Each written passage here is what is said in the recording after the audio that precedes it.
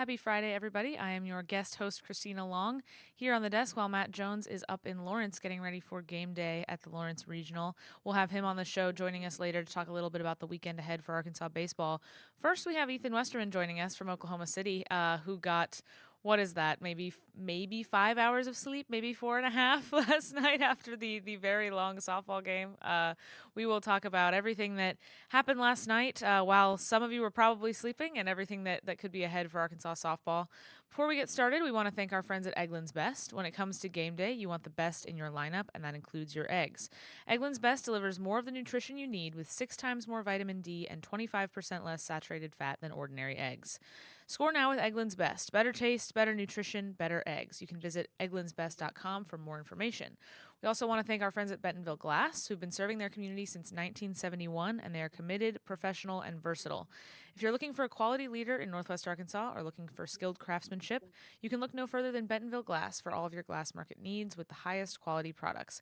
Visit them at 507 South Main in Bentonville or at bentonvilleglass.com.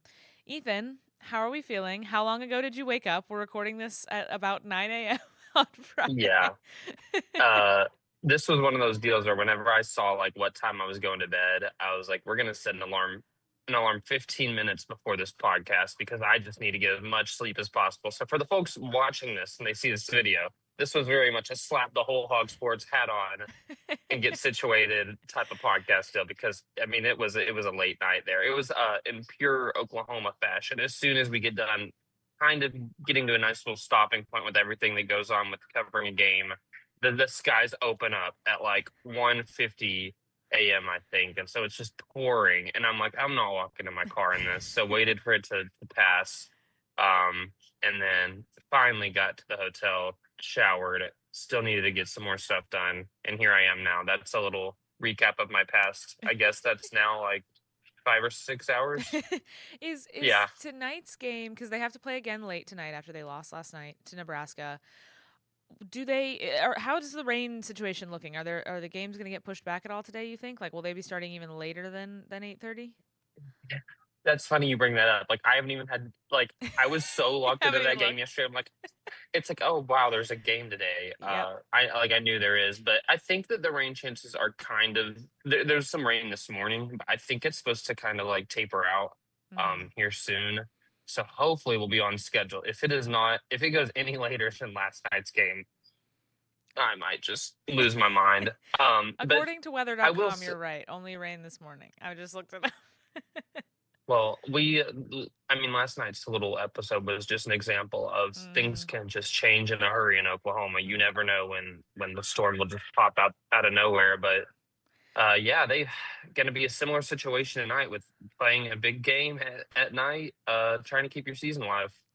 So before we get into last night's game and then also tonight's game, just overall, I was interested.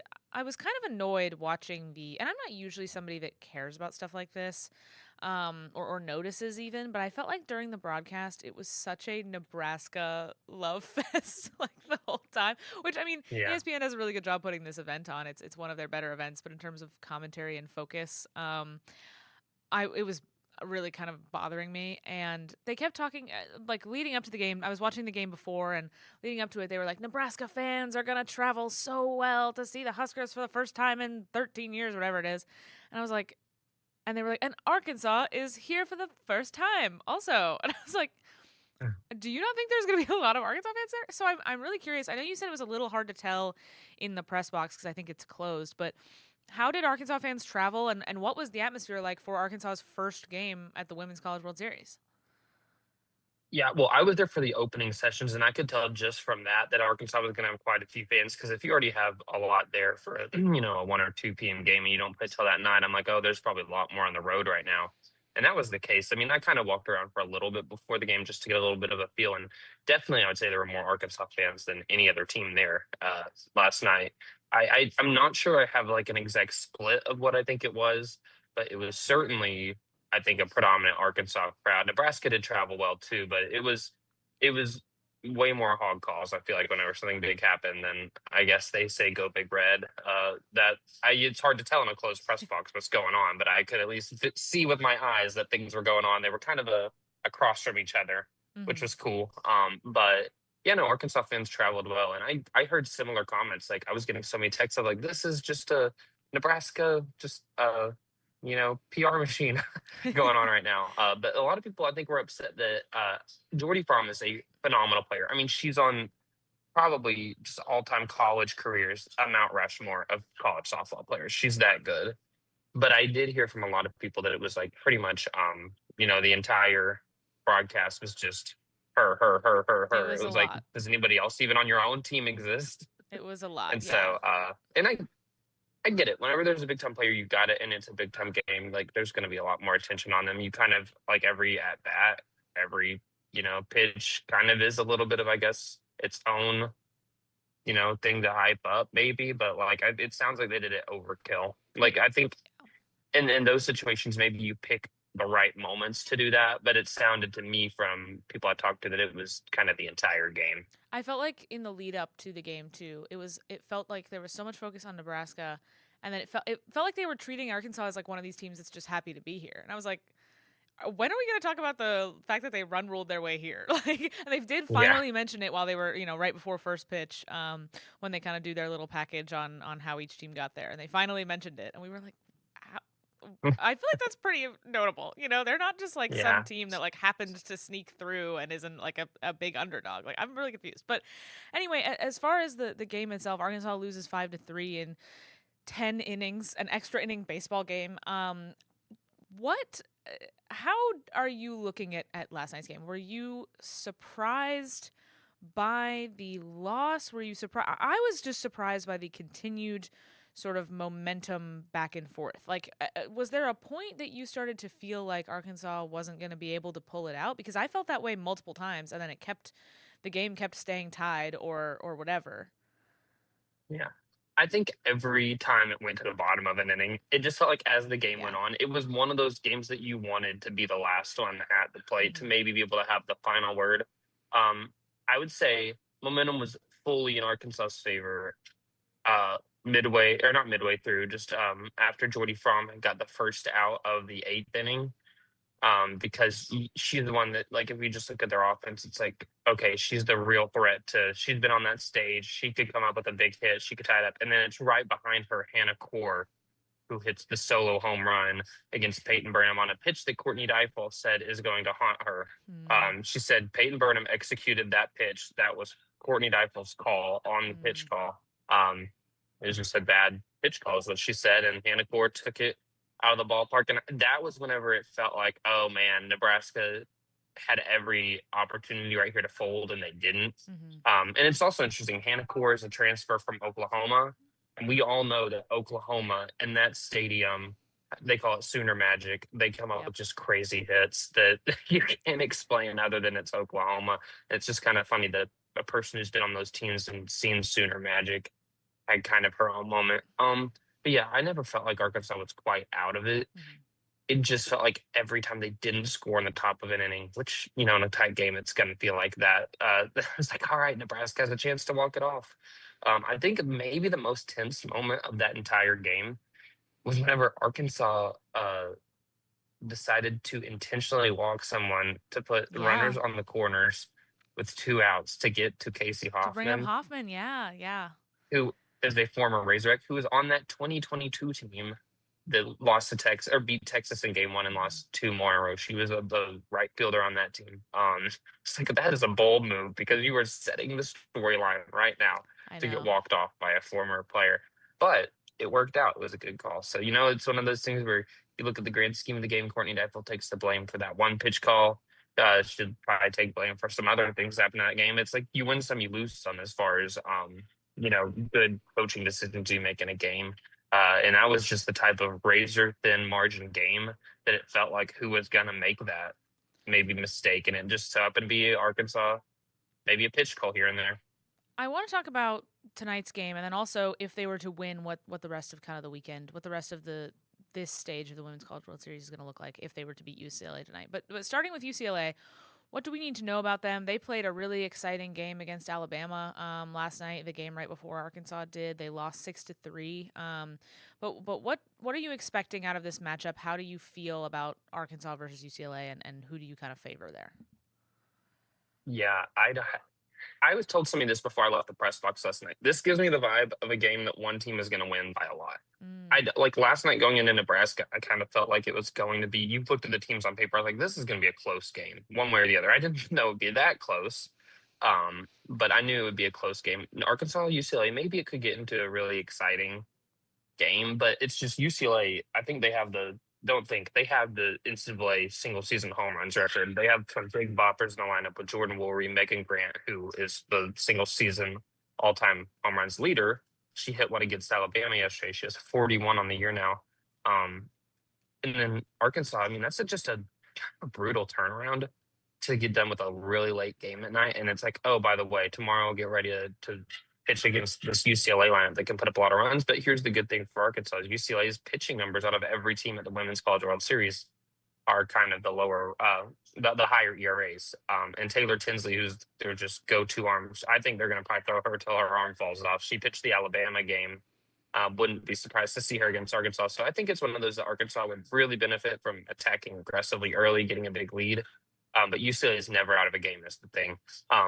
It gives me the vibe of a game that either Arkansas is going to pitch well and UCLA is going to be taking their hacks and just, be maybe too aggressive, and Arkansas can really capitalize on their pitching, or it's going to be a game that maybe UCLA puts up a crooked number early and it's hard for Arkansas to shake off last night.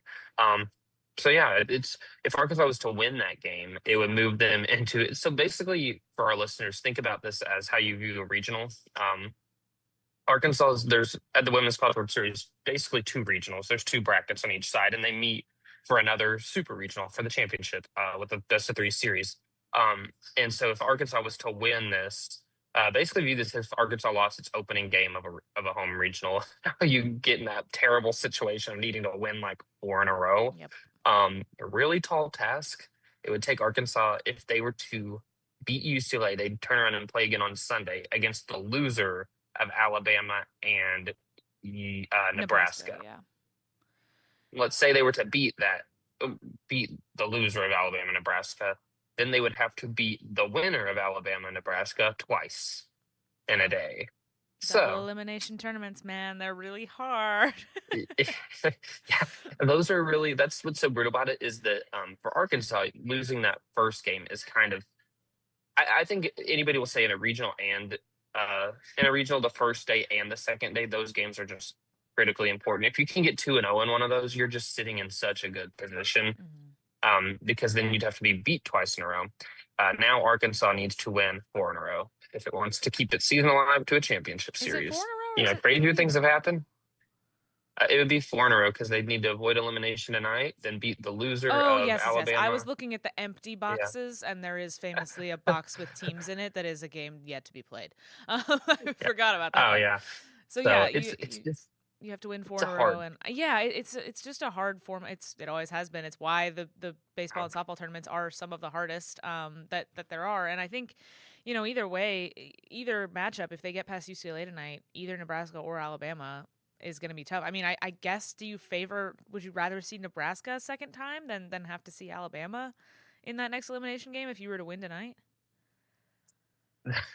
It's like at this point of the season, I'd say this like in probably most tournaments, it's like you get to a point where you're like, does it matter too much? Everybody's really good. It's like Alabama, you've played them multiple. You faced Nebraska very recent. You've seen Jordy Fromm. You know what it's like to face her pitching, but they've also really struggled against Alabama and Jocelyn Brisky, who's the SEC pitcher of the year. They really struggled against her 3 times this year. So I don't know. I think that you gotta, if you're Arkansas, you just view this as who is on the other side, take off the name of the jersey and just play your best, because everybody's like, but in all these scenarios, you're facing an elite arm, Brisky or Fromm.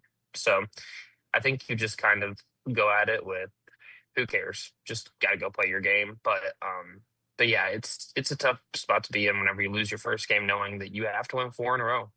Crazier things have happened, and this team has a lot of times this year, I think after a loss, granted, it's varying levels of like how difficult the next few games are, like who the opponent is, but there's been multiple times this year that they've lost a game and turned around and won 5 or 6 in a row. I don't know how many times that they've lost one and then lost within the next 4 games, but they've bounced back every time from a loss this year. They've not lost consecutive games. So that, I think, bodes well for them in the sense that you just know that they haven't had much carryover effect.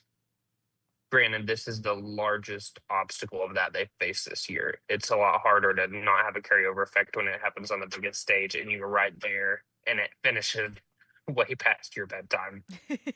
Yeah, it was So crazy, and I wasn't even up half as late as you were. yeah, I want to mention before we let you go what's going on the other side of the bracket. So Texas Tech beat Mississippi State. Mississippi State that eliminated Oklahoma. They're the reason Oklahoma is not in this bracket. Tennessee beat Texas. So Texas Tech and Tennessee play today at 2. And then Mississippi State and Texas play in that elimination game on the other side of the bracket at 6 tonight. And then Arkansas is the late game again. Like we said, it's 8:30 again. So Ethan gets another late night. Hopefully that one doesn't go 10 innings this time, and you I can get out will. of there at a respectable hour. Yeah, I'm about to say I will lose my mind if we get another.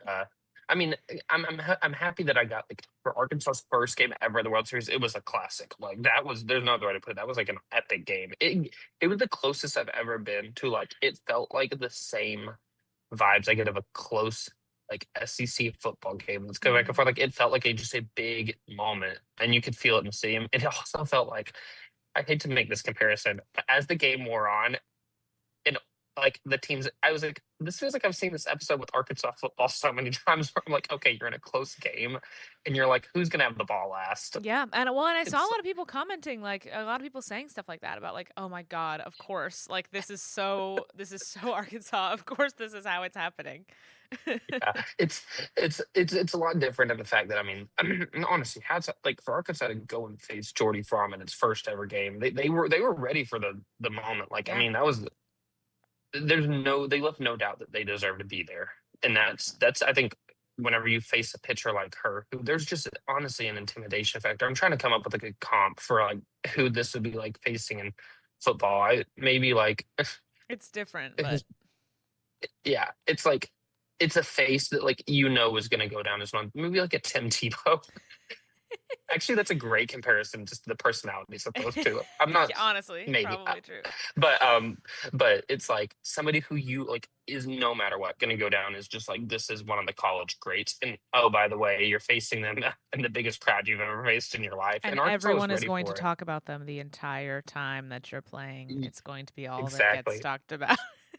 And it's like for Arkansas to step up and show that they did belong on that stage is kind of like a there's no moral wins here, but like at the same time, it is like a you're glad that they didn't go on that big stage and just look like they were just happy to be there or something. I think maybe that happened in the early game with Mississippi State, Texas Tech, where Mississippi State just it's too big for them, I think.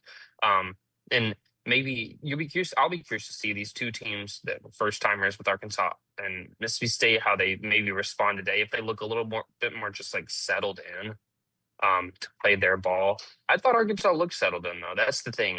They looked like they were ready for it, and for to face Jordy, and I think they ended up with 8 hits, 3 runs, 8 hits. Her ERA was 1.14 going into the game, so they performed better against her than most people do. It's so hard as a game wears on against a team like that. Whenever you're not batting last, just to you just have to hold on. And it's like Arkansas didn't get enough of they got the Ella McDowell clutch RBI hit. They got Kaylee Wyckoff's clutch home run, but they just didn't get the timely hit enough last night to where it just yeah, it was going to come down to who came up with it in Nebraska getting the last at bat. It felt like I said so many Arkansas football games I've watched where in the fourth quarter you're like oh boy they're going to have the ball last or which wasn't also a lot of times that Arkansas had the ball, supposed to have it last, and they make a mistake. But it wasn't that. It was just Nebraska, honestly, coming up with just the huge swing with Ava Cusack to walk it off. Ethan, thanks so much for waking up for us. Please go back to bed. Please get some more sleep before another late night. When we come back, Oh, Matt you can't Jones see it. will. Sorry, what did you say? You can't see it. I was showing my glazed honey bun that I have here from the hotel lobby that's going to power me today. It's So perfect. It's perfect. When we come back, Matt yeah. Jones is going to join us to talk a little bit about the Lawrence Regional going on tonight with baseball. Matt Jones joins us now from beautiful Topeka, Kansas, outside of Lawrence. There, getting ready for Arkansas's game tonight against Missouri State. Is it currently raining, Matt? Let's see here. Through my blind of the window, I would say possibly. I don't know. It's been raining a lot here, and Yeah. it's supposed to rain a lot this weekend too. Yeah, I liked your lead in your story on WholeHogSports.com yesterday about Arkansas and Missouri State players coming in for media from practice wearing different shades of red because they were Yeah. absolutely drenched. Well, you know what? Tom Murphy's fault that I said that. Tom is here too, and when Arkansas came in, they were visibly soaked. I mean, like just totally drenched. Van Horn and the players, I think their arms were still wet sitting at the table. And then Missouri or so. And after the press conference was over, Tom asked Joey Hawkins, he said, "Is it still raining out there?" And I said, "Tom, look at their hats." I said, like, that's not their school color. And I mean, you could really see it, how soaked they were. But yeah, it was a weird day yesterday. Kansas, they went first practicing, and they got most of their workout in before it really started coming down. It was kind of a light rain once they finished up, and then right about the time Arkansas took the field, I mean, it just totally let loose, and it never stopped all day here yesterday. So I think there's going to be a little bit of a break this afternoon where they can play without rain, but the rest of the weekend, and even if there's one delay today or a game goes into extra innings and maybe a game goes late into the night or something, the weather might be something to watch. But I think they're going to be dodging weather all weekend here, it looks like, and I guess that's really not too surprising this time of year, this part of the country. You and I were talking on the phone yesterday about how the pitching plans that really everybody is going with are a little bit interesting and maybe not what you would expect. Yeah. So, what do we need to know about Missouri State and their plan for tonight, and then also on the other side about Kansas? Yeah, so let's start with Kansas Northeastern because they're going to play first today. Kansas is going to throw Dominic Vagley, who's their number one guy, who, he hadn't had a great season, but coming into the year, he was thought to be a pretty good draft prospect, and I'm sure he still is. I mean, the pro scouts, they look at a lot more than just college stats. So Dominic Vagley is going to throw for them. I was a little surprised by that. I thought that KU might pitch off against Northeastern. Northeastern's going to throw their guy, right-hander, senior named Luke Rising. He'll start for them in this game. And then this afternoon, I'm not surprised really by what Arkansas is doing, throwing Gabe Gackle instead of Hunter Dietz. I think they want to give Dietz as much time as they can to rest that leg. And I mean, Gackle, his season's been what it is, but he also, he was their number one starter at the start of the season, and the stats don't back that up, but it shows you the kind of trust that they have in him, that they helped or that they had him in that number one role, I think, all season or for a good bit of the season. And then obviously they moved him to the bullpen. They moved him back to a starting position. And Dave Van Horn said yesterday, he said, "I've got confidence in Gabe Gackle as a starter, a reliever, a closer, whatever you need him to do." So he'll throw today. Hunter Dietz will be saved for tomorrow. And Saturday games are extremely important. It doesn't matter if you win on Friday or you lose on Friday. I mean, you play on Saturday, it's an elimination game if you lose on Friday, or if you win, it's that pivotal 1-0 game. And I say this all the time. I think the Saturday 1-0 game is the most important game of the postseason. And people say, well, that's crazy. You still got super regionals and college world series. There's nothing like that Saturday game in terms of what you face if you lose it versus, the road if you win it. Because even in Omaha, if you lose a game and you fall into the losers bracket, pardon me, you still have days off. You don't Mm. have days off here at a regional. You fall into a losers bracket on Saturday, you could be playing 3 games in 2 days. And the toll that takes on your pitching staff, there's just nothing else like it during the postseason. So, they're going to have Dietz going for their Saturday game, whatever position they fall into. Missouri State today, they're going to throw Max Knight, who's a left-hander. He's a really good two-way player. They've got a couple of good two-way players at Missouri State, Knight and Curry Sutherland, who's their third baseman. He also pitches for them. Both of them are on the John Olerud semifinalist list for the best two-way player in the country. But Knight, I was a little surprised that Missouri State's throwing him because he didn't pitch great against Arkansas either time that they played this year. He threw, I think, 2 1/3 innings up in Springfield. He started that game, but he walked 5 batters, and I think 3 or 4 runs scored against him that day. And then, he was part of that pitching plan that they had in Fayetteville back on April 21st, and he walked three batters and got one out in that game, gave up a run. So I was a little surprised that they're going to go with Max Knight in this game, but I'm sure they've got their reasons. I'm sure they like the matchup. Joey Hawkins, whenever I mentioned that Knight had pitched against Arkansas yesterday, he said, we look more at what has happened recently versus what's happened in the past. So it's very interesting for Arkansas. There's a lot of ifs associated with what I'm about to say, but if they win today, and if Hunter Dietz pitches, at the level that we think he can, and that leg's not bothering him too bad, it sets up nicely for the Razorbacks after today. But they got to get through this game, and I think it's going to be a really hard game for them against Missouri State. Yeah, it's a really interesting matchup, both for the kind of the rivalry sort of thing that's built up with Missouri State, and also just the fact that they've played each other already this year, and that it's just a tough game. I mean, that 2-3 game is always the one with more drama, but I think especially with the postseason kind of history with Arkansas and Missouri State, it makes it some exciting TV that we're looking forward to. But I think when you look at it, how much are you looking back at the first two games Arkansas and Missouri State played this year versus how much is it kind of like new season / those were midweek games, so it's always a little bit different than it would be either in a weekend or here when the stakes are really high in the postseason. Yeah, I think the answer is yes. I think both of them you look at, especially like lineup wise. Missouri State, what they showed in those two games is they can really swing the bats, and they're a really good offensive team. And yes, that was different pitching they were facing from Arkansas, but there were also still some of the top bullpen arms that Arkansas brought out. I mean, they didn't throw Ethan McIlvain against them, but I think Parker Coyle threw against them. I think Steele Eves threw against them, especially that game up in Springfield. There were a lot of what I would call frontline relief arms that were used, or multiple used in that game. Arkansas obviously, I mean they swung the bat against Missouri State too. The thing, I go back to Max Knight pitching. That's the one that's really interesting to me. The fact that he hasn't had success against Arkansas this year, and they decided that they're going to pitch him anyway. Maybe they know something. Maybe they like a matchup with a left-hander against something they've seen from Arkansas here of late.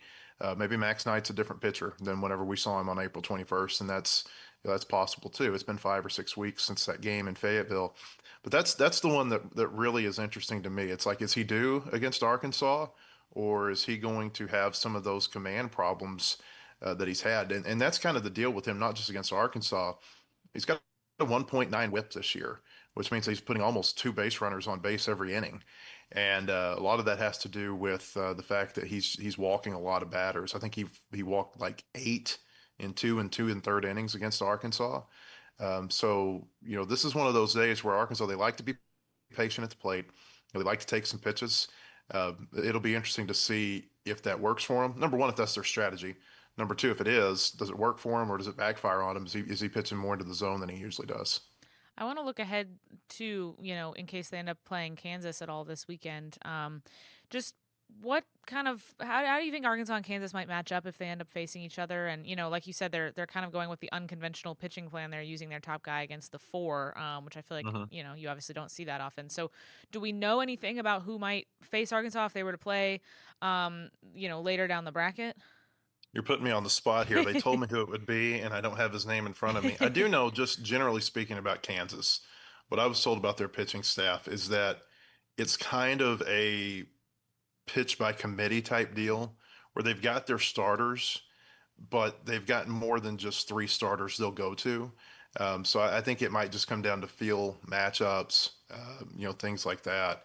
I think they got a team that can swing the bat. They got 3 players, I think, who've got 14 or 15 or more home runs this year, and their shortstop Tyson LeBlanc is a big draft prospect. He transferred in from LSU Eunice this year. He's got like 21 home runs, 60 RBI, a bunch of doubles. He's hitting almost 340.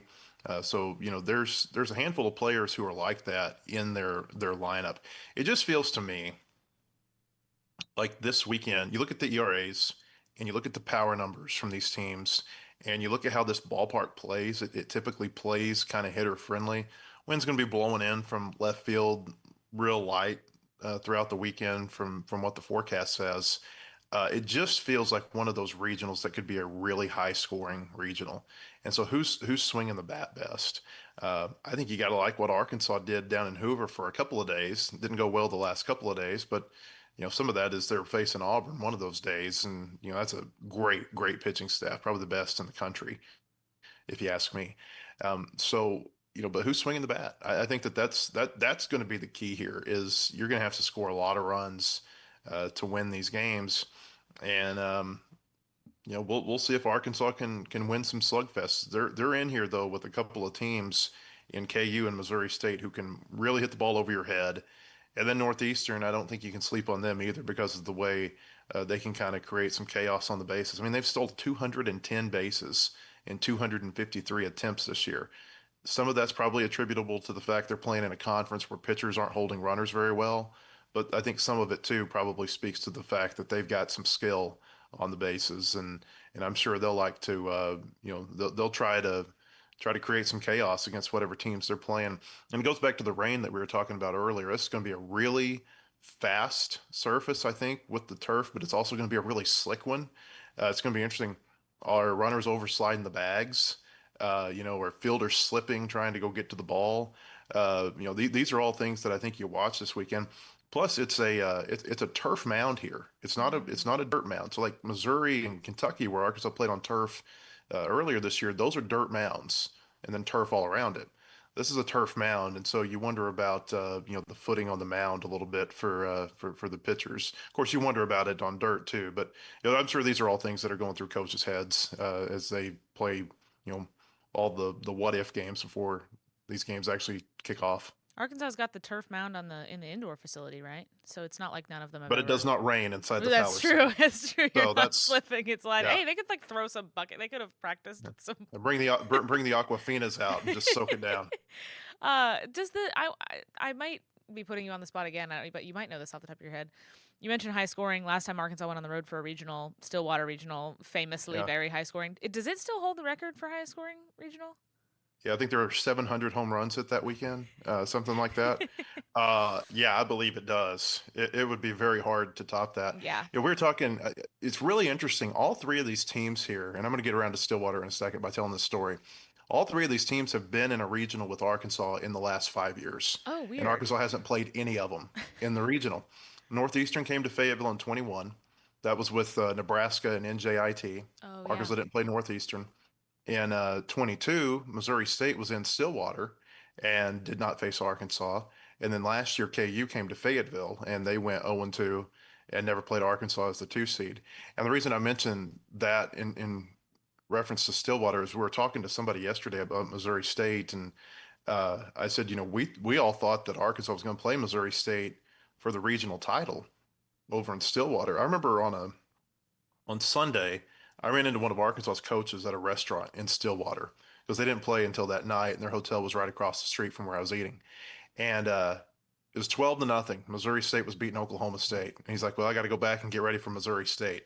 Missouri State ended up losing that game like 29-15. I mean, it was insane. I've never seen anything like it. That was an all-timer game, but that was only 44 of like I don't know, probably, I mean, like seriously in the upper hundreds of runs that were scored that weekend. I mean, Arkansas and Oklahoma State played like a 18-14 game or something. It was it was nuts. It was a 20-12. I think that was the final score of that game. It was a crazy weekend. And I've said this too, Christina. Every time that Arkansas and Missouri State are in a regional together, it just seems like some weird stuff happens. There was that one in 22. There was the 17 regional in Fayetteville where they played till 3 o'clock in the morning.